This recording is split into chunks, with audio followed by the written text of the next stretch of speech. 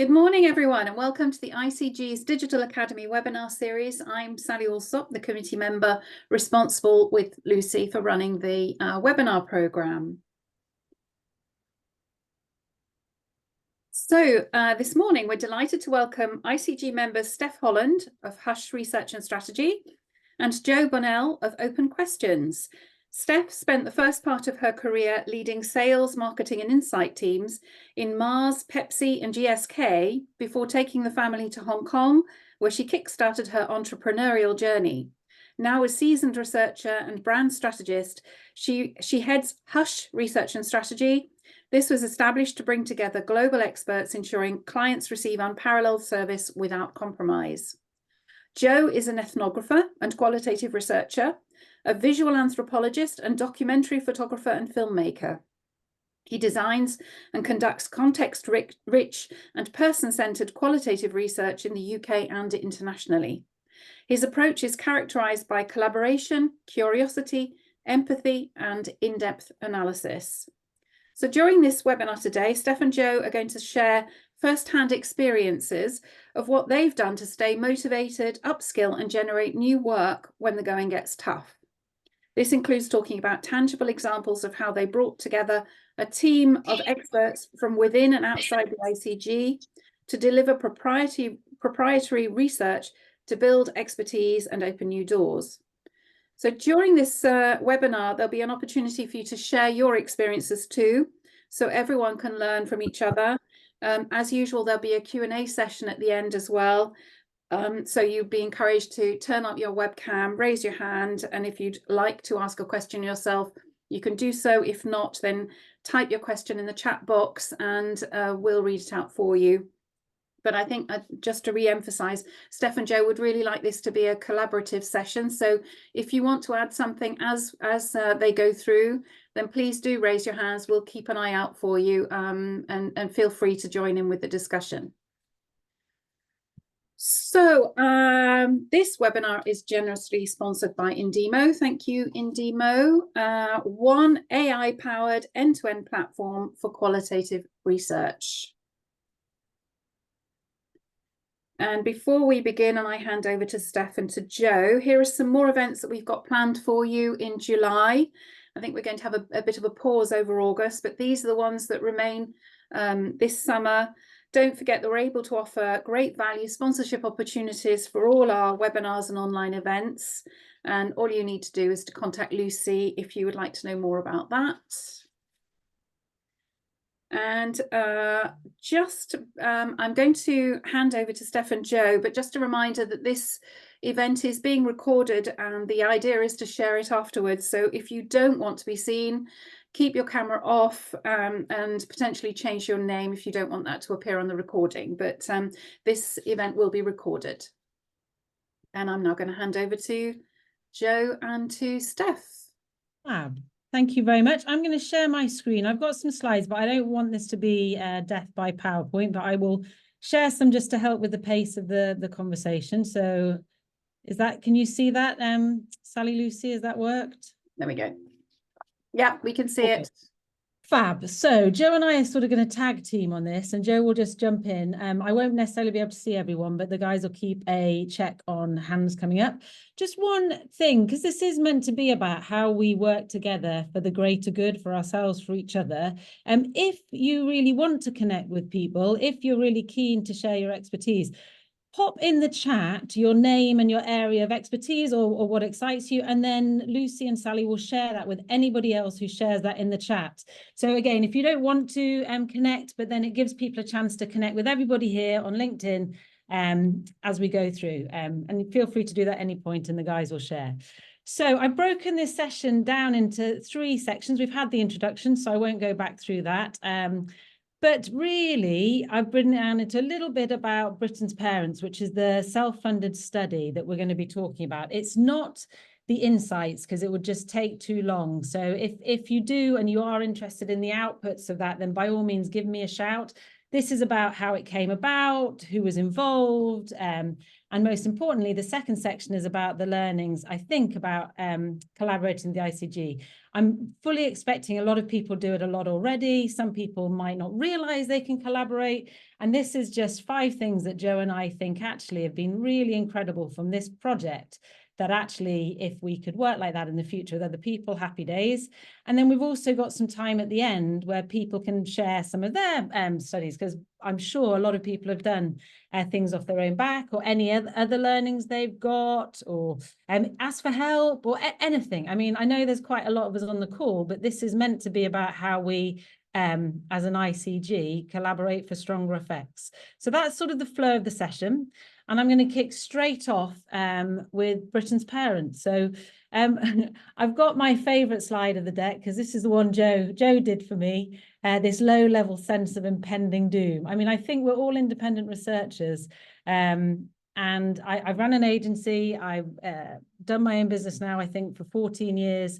And there's definitely times when you just feel, work's quiet. It's all a bit hard at the minute. You know, am I doing the right thing? I also summed it up as a sort of a mini existential crisis from time to time. You know, it's quite hard when things are slow to feel really motivated. So what really kicked this off was one of those moments last year where I was just thinking, what am I doing? Is this the right thing to do? No great reason. It's just the things that go up and down. And I guess what I saw, I don't think Mark's on the call, but I saw a webinar by Mark Hadfield, who's also part of the ICG, on his Saatchi work, What the Fuck It Was in Saatchi. And it was a brilliant piece of work.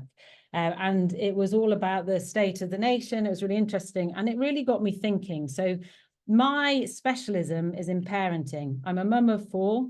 I've been studying new parents for 10 years. I'm quite connected in the new parent world. And actually, I was thinking, if the world's harsh and I'm feeling a bit like this, what is it like for new parents? And I was wondering, actually, gosh, you know, is it harder when you have a new baby? Is it less hard? Is it like this whole new generation, this Gen Z entering? And there were loads of threads on the ICG about how hard it is to be a Gen Z, and the generational studies. And I was going, are they true? Are they not true? So I had all these questions going through my mind. I was in a bit of a quiet time, and I thought, well, actually, why don't I do something to answer these? No client was asking me these questions. Clients tend to focus on their, how do I make this widget better, or what's sustainable, or those sorts of questions. But no one was asking me really, what's life as a new parent right now? And I thought it'd be quite interesting. So I kicked off by speaking to Mark and saying, well, how did you go about his piece of work with Saatchi? And it was quite interesting. And I thought, well, you know, I could do something. So I started thinking, well, actually, what would I do? And I started thinking, well, actually, I'll do a digital diary. Nice. I can do it across the country. I can involve some people. And this is why I started to involve the ICG. I worked with Sally Farrell, who's a brilliant field manager and actually does all my recruitment now, because she's really good at sitting in the trenches with me. So Sally helped me recruit, and I reached out to Field Notes on this occasion. So I'm a massive Qualsy user, but I thought if I'm doing my own project, it's a good chance to try and work with different people, see other apps, have a perspective on it. So I reached out to Field Note, and they were brilliant, and they really worked to give me a really good price to test out the Field Notes. And all they asked back was actually I give a really honest review at the end. And I also work with a company called Mumsview. Mumsview isn't part of the ICG, but they are a 2-man band. And they're brilliant. They're a mum specialist panel for anyone that does mum work. And they're brilliant. They're a brilliant resource. So that's what I was planning to do. And you think, okay, that's a decent pet project. And then I was thinking as I started, well, actually, it's just something wasn't quite right and working. So I think, and some of you might remember my earlier notes, I reached out to the ICG and thought, I want to do some ethnography. And that's when I met Joe. And Joe and Rachel is the editor and Joe is the videographer. And I remember I got loads of introductions for videographers. And I had no idea, really, if I'm honest, how to do ethnography. I thought I did ethnography till I met Joe, and then I know I don't do ethnography. And it was just a chance to build in a whole... it was a chance to build in real ethnography. By working with Joe, I started to see actually all the things I'd been missing. And because we didn't have clients to do it for, we didn't have to restrict it to certain times and everything else. So I built in an ethnography phase. And then I got to the end of this and was like, well, that's really interesting, but actually is it real? How does it compare to the rest of the population? So I reached out to the ICG again. And actually, Daniel from Yonder Data Solutions came back with his omnibus panel, and I validated against natural population, which was brilliant. And that sort of gave some real context for the study. And then I got to the end and I added in, again, a final step, again, with help of the ICG. It was another note to the ICG. And I sort of thought, well, actually, this is all really interesting stuff, but what does it mean for brands and how do I compare it to what people are actually doing when it comes to brands? And I built in some media steps, and Diana from RAM Media Data and Alex from RAM Media Data, they were brilliant, and they helped me have some parenting data from media data. I also tested a little platform called Martech, which is sort of an up-and-coming, interesting media tracking or actually behavioral tracking solution. It didn't work for me. So again, one of my learnings from this was not everything's going to work, but actually it's something I've got on the radar to try again.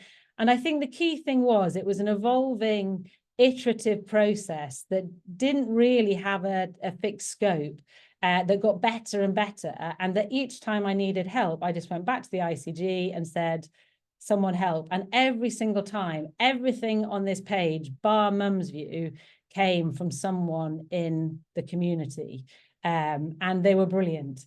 And I think there's stuff in there that I didn't even really exist from the media data and those things. So even if you don't know what you need, even putting that note in the ICG, someone will have an expertise in something that's really helpful. And then I guess the key bit is, what did we do with it? Well, I think one of the pieces of advice I got at the beginning was, make sure you have clear objectives, make sure you know how to use it. I sort of broke that from the very beginning because I didn't have clear objectives. I didn't know how to use it. I didn't know what was going to come out at the end of it. And actually, that's probably the best thing that I ever did, because I think sometimes when you have the pressure to be really clear at the beginning, you don't do it because you think, is that interesting enough? Is it going to sell enough? Is it going to work enough? Whereas when you have the freedom to go, actually, I'm going to go where's interesting. I'm going to build in stuff that could be really chewy. I'm going to find stuff that's not going to be fine. You have freedom. So I thought initially I'd do like a report and it would be great. But because we introduced the ethnography, it just didn't work in report. I mean, and I'm terrible at writing reports as well. So know your strengths, right? And yeah, I suck at reports. But the ethnography was awesome. And we literally converted it into a workshop. And we took a real risk in the workshop. So Joe and I had lots of discussions going, do we do this long video at the beginning? And, all my spidey senses were saying, all my clients can never sit through 20, 30-minute videos. That's just like, they're going to literally cry at that. They wouldn't have the patience. And yet we sort of took a risk. We put a long sort of documentary type video at the beginning that told the story.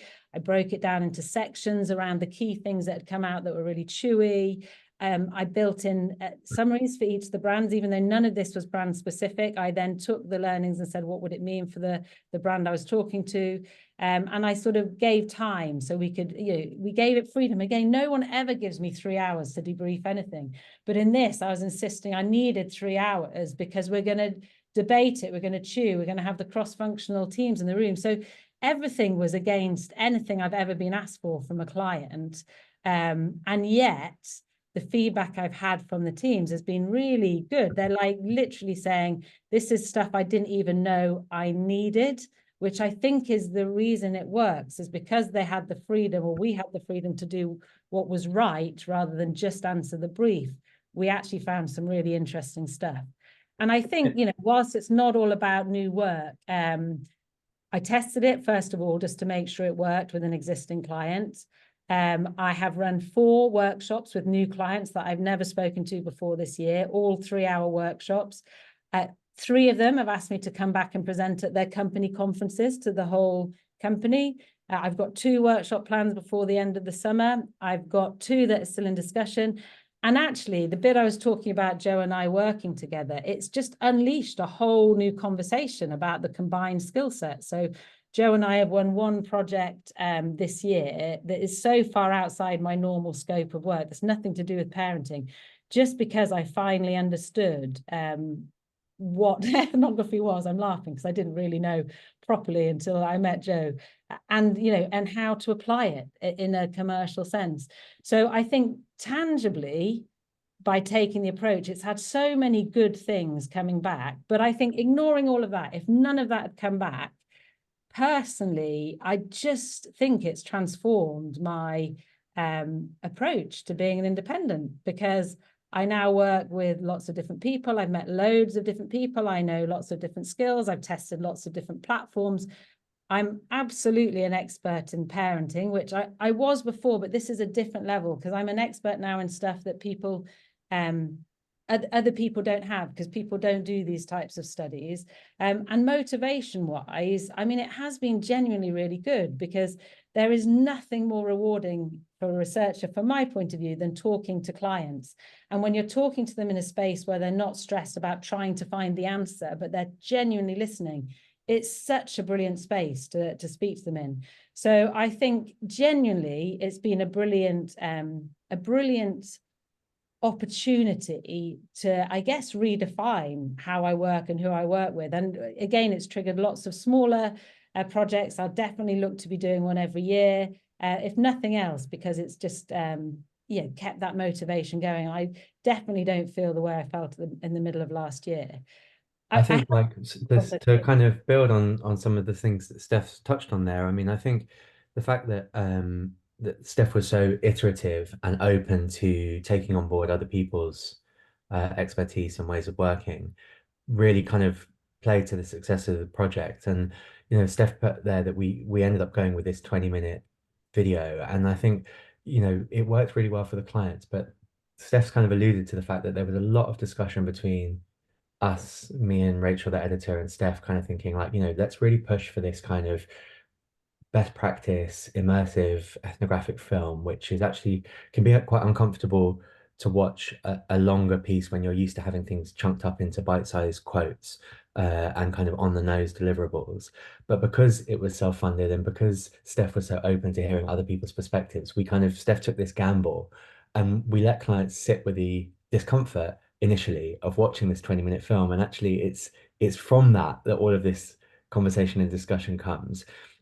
And I think, and Steph will definitely touch on this later, but I think one of the things that works so well is that when a project like this isn't client funded, it opens up the freedom to be the best researcher that you want to be, and I think as researchers, we've all got in us this kind of dream project, we've got this dream methodology or the right approach. And I think that's why a lot of us became independent in the first place.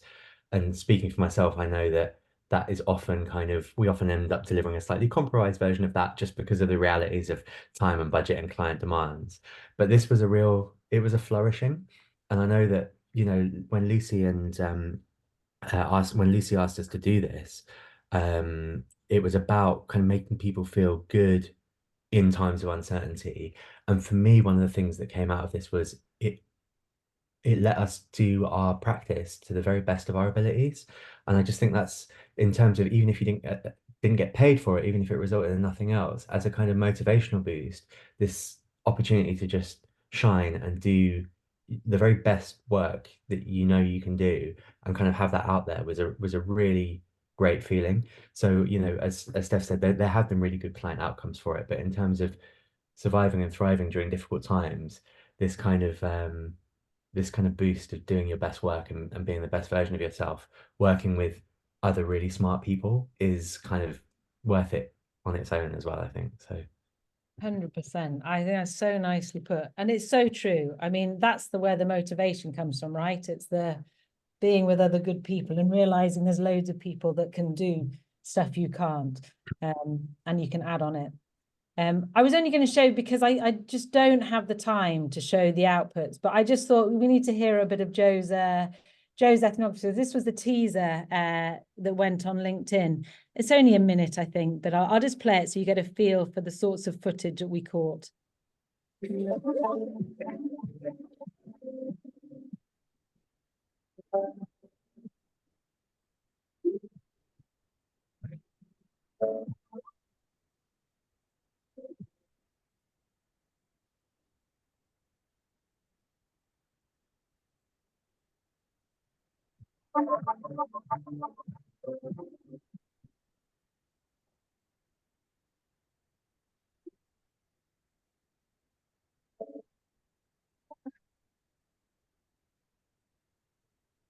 I mean, I don't know how many are parents or how many are in the baby stage, but there's nothing nicer ever than working with new parents. So in terms of projects, it's just so joyful to work with brand new parents, which is another reason why it's a great space to study.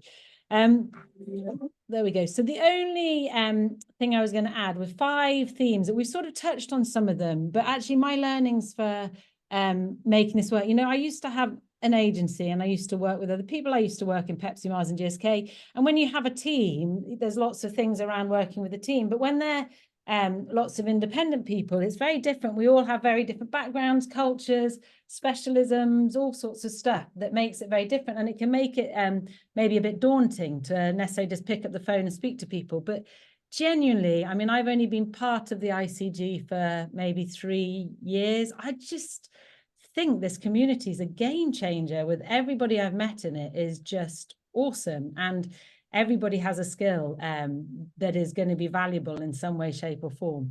So I think my first learning is just well, metaphorically pick up the phone. Is this all triggered from me seeing one of the ICG doing their own work and me just messaging them out the blue, Mark Hadfield, and saying, can you tell me about it? And he kindly gave me half an hour of his time. I've worked with Mark since, actually, because from that conversation there were commonalities. So honestly, and I know most people do, but I think if you are feeling in that space that I was feeling in, or if you're just feeling like you need a bit of inspiration, reach out, comment on someone's LinkedIn, put a message on ICG, look for someone to talk to you about behavioral science, whatever it is. And the ICG is the most giving community you could ever imagine. But if you don't start that with a conversation, you're not going to continue it. So I think the ICG is the one place where you can just pick up the phone and start talking, metaphorically. I think the biggest one for me was what Joe picked up on, is this idea of there is nothing more joyful than having the freedom to work and be yourself and in your own way and do it your own way. And I think that's the freedom from not having a client brief that's very neat. It's the freedom from being able to deliver the outputs in the way that suits your strengths best. It's the freedom to choosing who you work with. It's the freedom to be iterative in your process. It's the freedom to try things on new platforms and tech, and the freedom to fail, which, you do at many points, like if it doesn't work, the first one, it doesn't matter, just try it again. It's the freedom to do nothing with the results apart from learn from them if you choose to. So I think the biggest power we have is we have this freedom, if you do a self project, just to do it your way and to realize how good everybody is, because everybody's got to this point because of their expertise and the years of work that they've done, and sometimes you can be pigeonholed into one way of working because that's where the money is, but that doesn't mean it has to be where the project that you do is. What it means is you just have to find the other people to work with. I knew nothing about ethnography. I thought I knew everything about ethnography. I knew nothing until I worked with Joe. And I remember, Joe, your post when I asked for a videographer, you wrote back and said, well, I'm not really a videographer. I'm a researcher and a videographer. And if you want this, basically, if you want my brain, then that's what you'll get. And I was like, yes, that's Joe. That's what I wanted. And I think it was so brilliant to have the freedom to say, I'm going to experiment with these things, and it doesn't matter if it doesn't work, I don't have to use it. I agree, and I think also, Steph's talked about the freedom right at the beginning and how she iterated, and she showed all the partners she collaborated with, but they weren't part of a kind of grand plan from the beginning.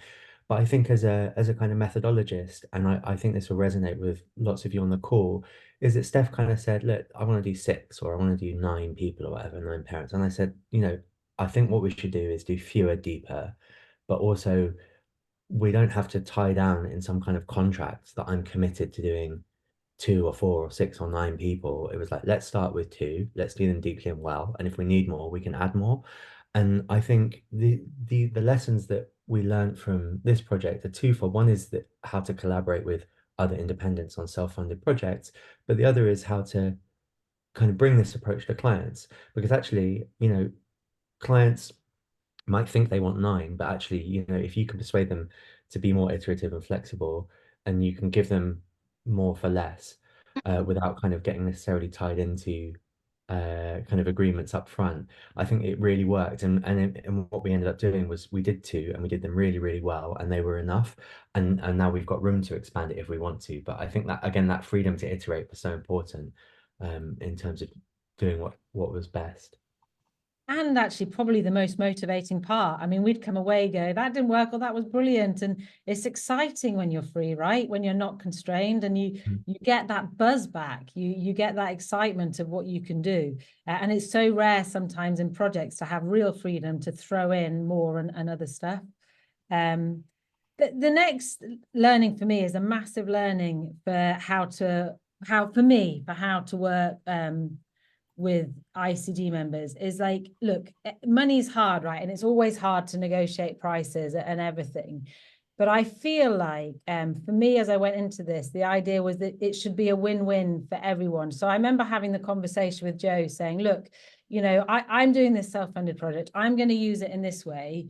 But if you can use it too, great. If it can be a case study for you, great. If it lifts us both up, brilliant. And the same with Mum's View, the same with all the different platforms. If I'm sharing it, I want to share their role and their part in it, because I really believe I believe there's something out there for all of us. I don't believe by us all being raised, just because we're all independents, it has any impact or bearing on me. And I don't think it does. I think I've had just as much positivity by sharing the joy, if that makes sense, as I would have done if I'd have said, this is all Hush research, this is a project I've done, and it's all me. It didn't make any sense. And I think it's one of the biggest joys of the ICG is if we can release our fear of it, it have to be us or someone taking something or doing something, or it sort of not being there. It stops being a transaction of me employing someone to do this piece of work to me collaborating with 10 people to make a brilliant piece of work. And I think you get more from people's brains, you get more from people's energy, you get that real dynamism and excitement, and you have to give more, if that makes sense. Joe, I don't know if you on the receiving end of that or feel different. Yeah, I think that was so important, because I think, and I think this is really credit to Steph. Steph's an incredibly kind of open and sharing person, and I think, and the way that's what made this collaboration work, because it would be easy for Steph to say, well, I'm the kind of master of this project, I own it, I'm funding it, I'm kind of employing you or paying you, and it's kind of all mine, and kind of to hold all of that. But actually, as an ethnographer, it's often quite difficult to get client consent to share some of the lovely stuff I end up kind of shooting and getting. And Steph was like, this is yours too. So it meant that, I was able to offer, Steph more than she was able to pay me for, but I was also getting something back in return that meant I can use this footage now as part of a creds deck to other clients. And it helps. So yeah, that kind of openness and the kind of willingness for everyone to benefit was super important. And I don't really know how to kind of transfer that knowledge to other people, because it really does feel like it's an attitude, because I've worked with other people and I've given them discounted rates, and that's the end of it, and it's like, thanks very much, that's all mine now, off you go. And I think that kind of openness is what made the collaboration work so well, because I think Steph got the very best of me because she was so kind of giving and kind of wanting to kind of elevate everybody up as well. So all credit to Steph for that, I think. Well, and vice versa. Back at you, Joe. Back Thanks. at you. It's a bit of a love fest for a second there. But I think you do end up getting really close to the people you work with, right? You end up sort of, because you become like, it's the first time since not being part of Mars, Pepsi and GSK that I have felt like I have a true team of people that I can call on and that go the extra mile and that give more than their day rate. And I think a way of working that way transforms our businesses and how we work. I think as well, this one's a bit of a tricky one. I put trust and truth, and I'll just explain what I mean by this, is that I believe massively that everyone in the ICG and everyone on this call is brilliant at their thing, right? I believe we all have our own superpower. I believe, and even though we call ourselves like maybe all the same thing, a quali or a quanti or an ethnographer, everybody has a superpower, and you know what that is, and you know what that's great. And so I personally think one of the best ways to work as a ICG members is to trust that people know their stuff and to let them do it their way, and to not over constrain them in sort of the outputs or how they deliver the outputs or anything. Now, I know some people really like the outputs to be certain ways, but I found working with lots of different people now that if you let people do it in the way that they're brilliant at, you get more than they could ever give. If you constrain them in any way or tie them in a box, you get less than they can give. What that requires, though, is an honesty for me to say, I'm brilliant at this, but I'm not so good at this. I mean, I'm shit at writing decks, as you can see from my DALL-E slides, that you can see my nice AI generated slides. So that's not my strength. And when I have to do a proper serious deck, I will not be the one doing it. I'll get someone to do it. There's lots of stuff I'm rubbish at, but I know what I'm good at. And I only now work with people that just let me be me. And so I think one of my biggest learnings with working with each of us is just let people do them, because they're brilliant. They'll come to the table with more than you could ever imagine. And if you let them do them, it will make the whole project exponentially better. It will mean, though, that you may have to fill in the gaps, because actually if people do them, it may mean that they don't do all of what you need, even though they could do all of what you need if you reshape their brief. And that's just a personal choice. I'd rather get 150% of them doing them brilliantly, and I'll have to fill in the gaps with something that would have been really helpful that they do, but they are not so good, than 100 or even 80% of them. And I think people surprise you. I genuinely think taking this approach in the whole of the time I've been doing this, I've maybe had a mismatch of two things. And I take as much responsibility in that in terms of the brief and everything else. So yeah, I believe pretty much everybody has a superpower, and we're independents because we tap into that superpower. And I think if you can find that superpower, then use that rather than make them do everything. Joe, I don't know if you have anything to add on that one.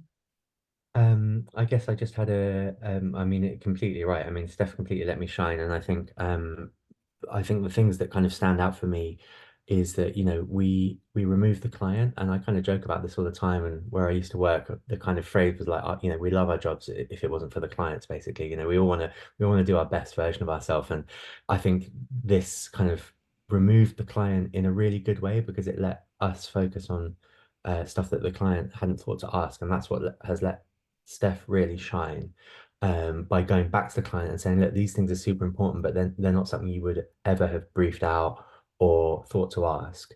I think, as I touched on earlier, I think doing the thing you love brilliantly, I think it's within us as researchers. I think we've all got these little itches we want to scratch and a way of working we want to work in. And the only other place I got to do that was on my master's, actually, where you get to just do the thing you love brilliantly. So I think that's a benefit for this kind of work. If you are quiet, if you don't have projects on, there's this real benefit to kind of feeling brilliant about yourself and your skills and what you're good at. I think it gives you something to talk about. I think you can even write this off as CPD, right? Continuous professional development, and actually kind of about keeping your own skills sharp. So it has paid off for Steph financially in terms of business and other work, but I think it's valuable even without that. And I just think that the last thing that I got from this project was this idea of working with subject specialists. I've kind of always been a methodologist and have not had a kind of subject specialist or a field specialism.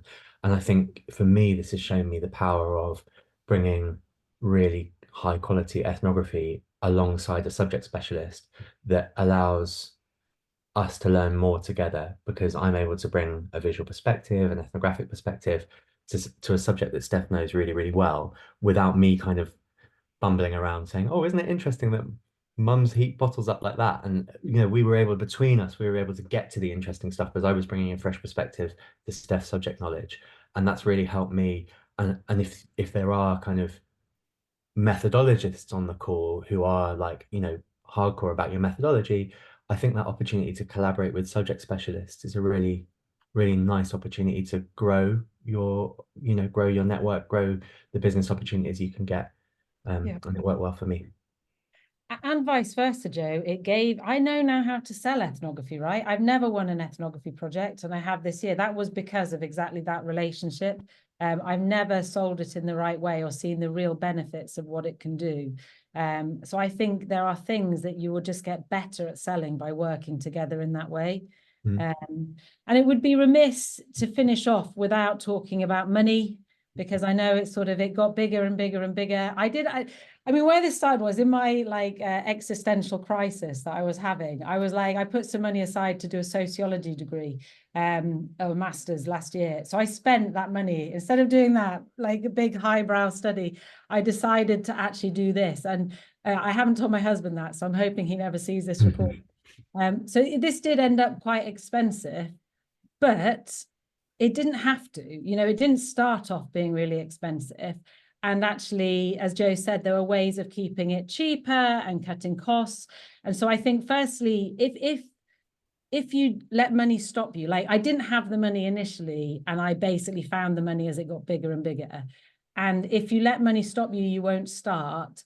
And there are loads of ways of starting really cheap. And what I would say with the ICG is also go back to that win-win, and the trade-off is there's lots more to play than money, you know. So for example, I've offered my expertise and services to lots of people for free, just to collaborate. You can return time in kind, you know. I mean, there's lots of ways you can trade, you know, and barter within the ICG if you're doing it from the space of respectfulness and win-win and the right thing. I mean, if you're trying to just cut down people's prices, I feel that's not the right place to start, because we're all independents, right? We all need to earn money for our families and for our lives.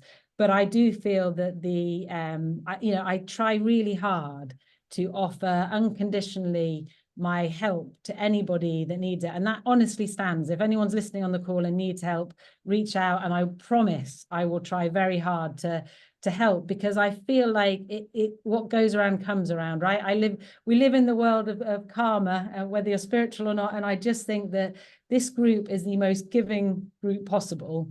So don't let money stop you. You might need some if you want to go big, try new things, but there's so much you can do on low budgets, and so much you can experiment with, and so much you can trade time, that it definitely, you know, think about that as you get down the road, rather than when you start off to stop you doing it, I guess, is my key thought on that. And there's loads. I was I don't know if Maria's on the call. I was talking to Maria about experimenting with some semiotics. So, you know, Joe and I are working on some other stuff. It just creates so many opportunities to go down areas that you think would be really interesting.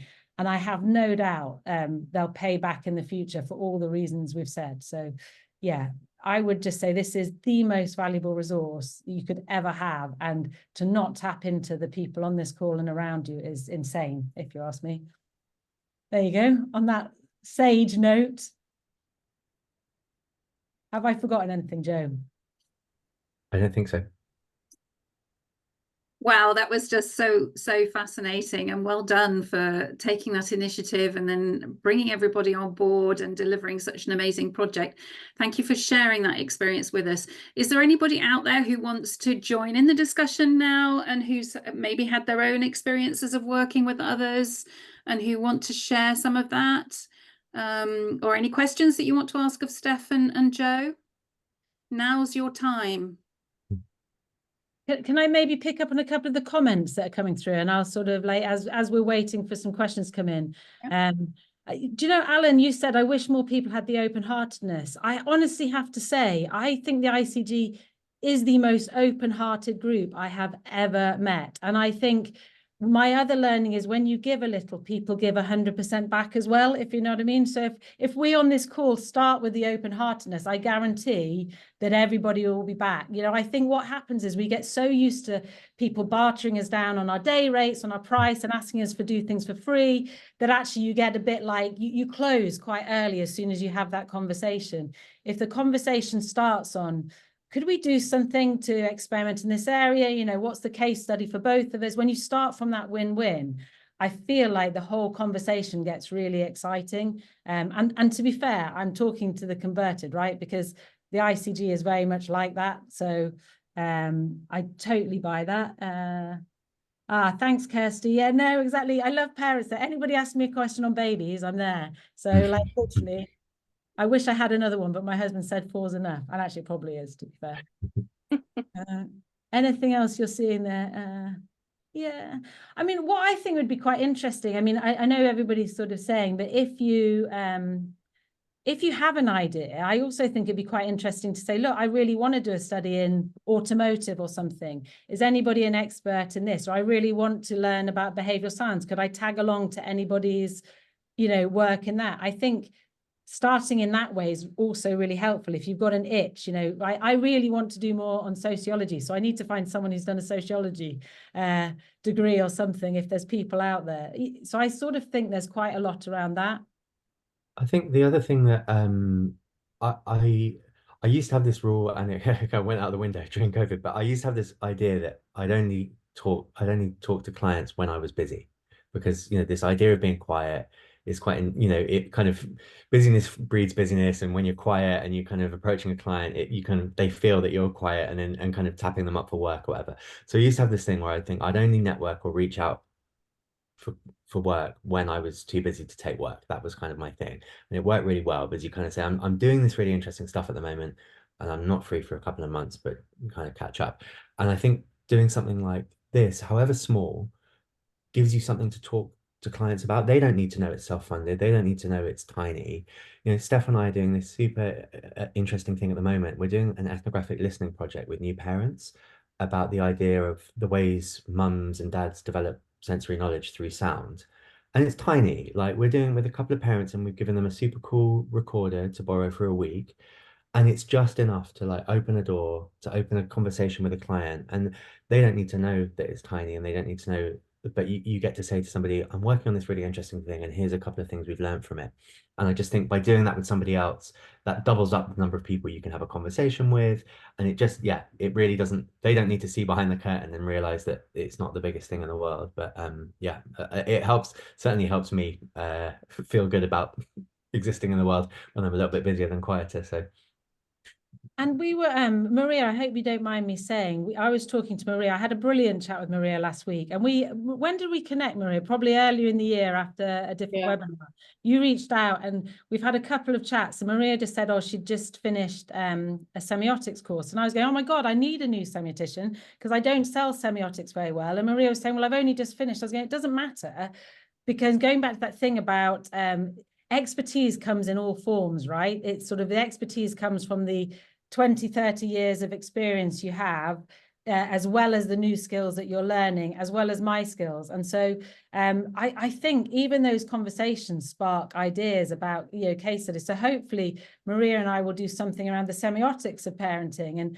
And again, it won't be as big as what we've just done, but I just think without having these conversations, you don't realize of what people are doing and what skills they can bring and the context they can bring.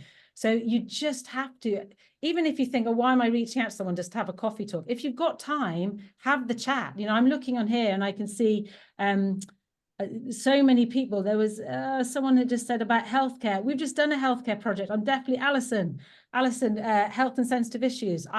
I'm definitely going to message you, Alison, because we've just finished a really, really difficult healthcare project. But again, it's a space that would be really interesting to do more on. And I think we just don't know that until we have these conversations. And, you know, we sort of sit on webinars and we do these things, but we almost don't give of ourselves. Whereas I see this like as, you know, I used to run teams in Pepsi, I used to run some of the field teams as well, and have teams of 300. And you sort of think it was great because you had this string connecting you. Whereas the ICG, I feel like that string exists, right? We're all different and we all sit there, and we might all be called qualies and quanties, but there's so much uniqueness. But you have to make more of an effort to really understand, you know, what people have and doing. And there'll be people you connect with more, right? That you sort of get the experience of, and there'll be people you connect with less. So yeah, I'm loving all the comments because I'm now thinking I'm going to go through LinkedIn. So you get loads of anybody I'm not connected with. I'm now going to connect with you. Any questions from anyone? Anyone want to add anything to the discussion? I'll ask a question if that's okay, Steph and Joe. Go ahead. Thank you for that. It's really, really interesting. And I think probably like a lot of people, I have my peaks and troughs when it comes to motivation. So, I mean, this is a brilliant case study for how to get motivation through collaboration, self-funded projects, those sorts of things. I wonder if you had any other sort of tips for the group about how you could improve your motivation as an independent researcher. It might be quite interesting to talk about that side of it as well. I can say a little bit about that, just from my perspective. I think remembering that the stuff you do in downtime is also work.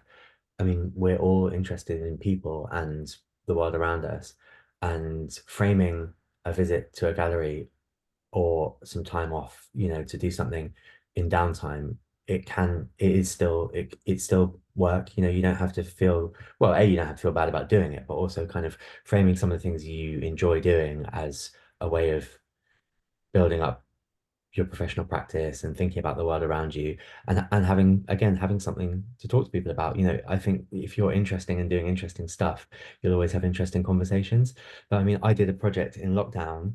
I did a few projects in lockdown. I did a project with landlords who couldn't open their pubs. I went and did some portrait photography with them. But I also did the portraits of the puddles in my area. I just went and looked at the kind of makeup of the puddles and how it makes people move around the pavement when it's really wet.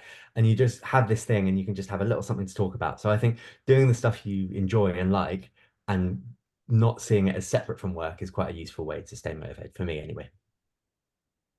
And I would say, and this maybe is like the opposite side, I say believe nothing you say on LinkedIn, believe nothing you see from what everybody else is doing and how I believe nothing, because it's all everybody's just making their way, right?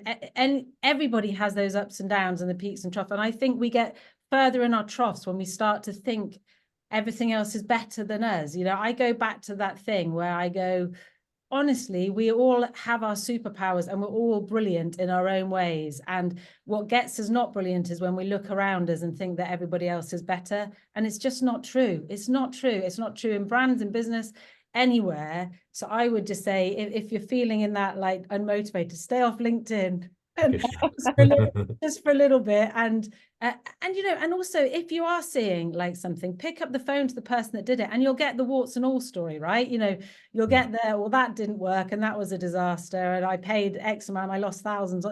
You'll get the whole truth. But remembering even that there is a truth to everybody's downside. I speak to loads of agencies right now, and they are having exactly the same time as independents, but you don't see it because they're constantly trying to make their name. So I just think, remember yourself, inside out rather than outside in as an independent. And I think that's such a good point. I think to build on that, like, it's maybe this is nuanced, but I always think when you post on LinkedIn, try not to make other people feel rubbish. Like, it's an easy thing to say, but actually, you can post about your stuff and what you're doing. That's great, but try and do it in a way that either gives other people something they can use or that makes them feel good too, or whatever. Because I think that's a trap you can get into if you kind of accidentally get into that way of posting, which is about bigging yourself up. You can tell when you're when you're writing something, you're like, is this going to make other people feel really kind of anxious and self-conscious about them, or is it something that's going to be a little bit more collaborative and open or whatever? And I feel that's a more useful mindset than getting into that trap as well. So I find that pretty helpful to build on Steph's point. Great question though. Stephanie, Joe, is there anything that that you would do differently in terms of the project that you collaborated on? Is there any learnings from going through that process that you'd like to share with us? Well, do you know what? It is really weird, because I'd love to say, if I was in an interview, I'd go, yes, I'd be much more structured about the objective up front. But everybody told me to be really clear about what we wanted out. And I did really want to, but I just didn't know what I wanted out. And every time I tried to be really clear, I just felt so weedy and rubbish. And so actually, I think I probably would have challenged myself less, you know, like, and just gone with it. I know it is really good to be really clear and it's more efficient, but I think the beauty is to sometimes not have to be everything you're meant to be, if that makes sense, and just to be what you can be, to Joe's sort of point, and actually trust in the process that, you know, most people in the ICD are pretty experienced, right? So you will make something out of it at the end with all its ebbing and flowings and stuff because of the experience you've got. And I think worrying less about all the other stuff's really helpful. Joe, how about you? Well, I can't think of much I would have changed.